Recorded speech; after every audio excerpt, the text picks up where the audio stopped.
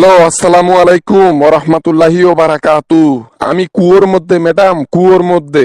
জীবন শেষ। মেয়ের ছদ্মবেশে ঘুরে বেড়াচ্ছি। কবে জানি জনগণ আমাকে খপ করে ধরে লুটে নিয়ে চলে যায়। কি বলো ওবায়দুল কাদের, মাথা টাথা নষ্ট করিও না। আরে কুয়োর মধ্যে তুমি কি করতেছো?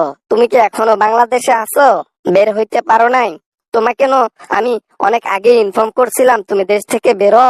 ম্যাডাম, ততক্ষণে দেরি হয়ে গেছে ম্যাডাম, বের হইতে পারি নাই। আপনি তো আগে আগে বলে গেছেন। আপনি তো গেছেন হচ্ছে হেলিকপ্টার দিয়ে। আমি তো হেলিকপ্টারে যাওয়ার সুযোগ পাই নাই। কাঁটাতারের বেড়া টপকাইতে গিয়ে ধরাই খাইছিলাম। আহারে, এখন কই আছো তুমি? কোন জায়গায় আছো? হ্যালো ওবায়দুল কাদের, টেনশন করিও না বুঝছো। এইদিকে আমি কর্মসূচির ঘোষণা দিয়েছি, কোনো না কোনো একটা ব্যবস্থা হবে। আমাদের আছে না কুত্তা লীগের পোলাপান, সব ঠিক করবে। ধুর ম্যাডাম, আমাদের পোলাপান সব খাওয়াইয়া পাডি। এরা শুধু টাকা পয়সা খাইতে জানে, আমাদের জন্য কিচ্ছু করলো না, কিচ্ছু করলো না। কিছু করছে দেখছেন? হ্যাঁ, কোন মাঠের মধ্যে ছাত্রলীগের পোলাপান আছে দেখছেন? খালি খাইতে পারে, খালি খাইতে পারে। আরে পোলাপান কি সবাইকে লাগে নাকি? অল্প কিছু পোলাপান হইলেই যথেষ্ট, তাতেই হয়ে যাবে কাজ। বোঝো নাই, সন্ত্রাসীতে ভরে গেছে বাংলাদেশ। এখন তো ইউনূসের পদত্যাগের পালা শুরু হয়ে গেছে, কর্মসূচি সামনে আরো আসবে। যাই হোক ম্যাডাম, আমি কুয়োর মধ্যে আছি বুঝছেন। এই কুয়োর মধ্যে আর কতদিন থাকবো? দুই একটা চেলার দ্বারায় খাবার দাবার আনি, কোন রকমে খেয়ে মেয়ের ছদ্মবেশে ঘুরে বেড়াচ্ছি। দেখতেই পারতেছেন আমার গেট আপটা, দেখছেন কিরকম গেট আপ নিছি আমি। বুঝলাম বুঝলাম, বোরকাটা কার? হ্যালো, এই এই ওবায়দুল কাদের, কার বোরকা গায়ে দিচ্ছ? ভালোই তো তোমারে মানাইছে। হ্যাঁ হ্যাঁ, কেমনে কি? বোরকাটা দেখে একটু চেনা চেনা লাগতেছে। তোমার বাসায় গিয়েছিলাম একদিন, কোথায় যেন দেখেছি বোরকা। আরে ম্যাডাম, কাজের মেয়ের, কাজের মেয়ের। আমার বাসায় যে কাজ করতো মেয়েটা না, ওই মেয়ের বোরকা চুরি করছি দুই তিনটা। উইয়ের একটা গায়ে দিছি, গায়ে দিয়ে ঘুরে বেড়াচ্ছি যাতে কেউ চিনতে না পারে। ভয়ে জীবন শেষ।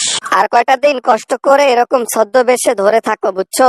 কোনোভাবে দেখা সাক্ষাৎ করো না জনগণের সঙ্গে, তাহলে আবার লুটে দেবে জনগণ। বোঝো নাই ব্যাপারটা? সাবধানে থাকবা। কর্মসূচি কমপ্লিট হইলে আস্তে করে টুপুত করে বের হয়ে আসবা। তার আগে বের হইও না বুঝছো, আমার নির্দেশ ছাড়া। কারণ তুমি হচ্ছে আমার খাস লোক। তোমাকে ছাড়া রাজনীতিতে আমি যাইতে পারবো না বুঝছো। তোমার কিছু হওয়া যাবে না। ম্যাডাম, চেষ্টা করে বেঁচে আছি এই আর কি, কোন রকমে। একটু আশা ভরসা নিয়ে বেঁচে আছি যে কবে আপনি দেশে ফেরেন, কবে ক্ষমতাটা নেন, পদবি দখল করেন। কিন্তু আপনার তো কোনো খবরই নেই। ওদিকে নাকি বিয়ে করছেন আপনি। আরে মোদি না হলে তো থাকতে দেয় না। ওকে ভুরকে ভুরকে কেমনে জানি বিয়ে শাদী করলাম, করে এখন এখানে জীবন যাপন করতেছি বুঝছো।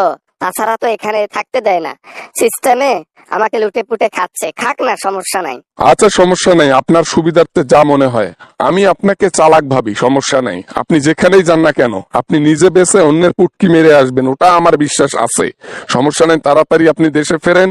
আমাদের এটাই চাওয়া, আর কিছু না। সমস্যা নাই, টেনশন করিও না। হাসিনা যতদিন বেঁচে আছে ততদিন তোমাদের কিছু হতে দেব না, বুঝতে পারছো? কথা দিচ্ছি আমি। বালের এগুলা ডায়লগ বাদ দিয়া কাজের মধ্যে মন দেন। আপনার জন্য সবকিছু হয়েছে। কর্মসূচির মধ্যে যখন ছাত্ররা আন্দোলন করলো, ওদের দাবি মানলে আজকে এই পরিস্থিতি হইতো না। আজকে আমি মেয়ের বেশে কুয়োতে থাকতাম না। যাই হোক ওবায়দুল কাদের, বাবা কিছু বলার নাই, কিছু করারও নাই, সমস্যা নাই।